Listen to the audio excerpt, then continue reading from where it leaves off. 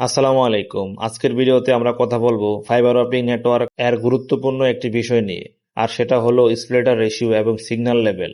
অনেক নতুন ISP technician বা নেটওয়ার্ক ইঞ্জিনিয়ারের মনে প্রশ্ন থাকে, কোন জায়গায় কোন স্প্লিটার ব্যবহার করতে হয় এবং অন্যতে সিগন্যাল কত থাকা উচিত।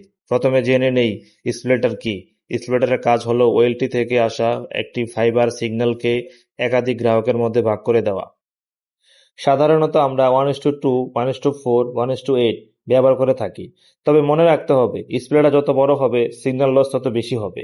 1:2 স্প্রেডারে প্রায় 3.5 ডিবিএম লস হয়। 1:4 স্প্রেডারে প্রায় 7 ডিবিএম লস হয়। 1:8 স্প্রেডারে 10.5 ডিবিএম লস হয়। এখন আসি সিগন্যাল লেভেলের বিষয়ে। সাধারণভাবে জিপন নেটওয়ার্কে অণুতে -15 ডিবিএম থেকে -27 ডিবিএম পর্যন্ত সিগন্যাল পাওয়া যায়। তবে সবচেয়ে ভালো পারফরমেন্সে জন্য সিগন্যাল -18 ডিবিএম থেকে -24 ডিবিএম এর মধ্যে রাখার চেষ্টা করবেন। এখন প্রশ্ন হলো, সিগন্যাল যদি খুব কমে যায় তাহলে কি হবে?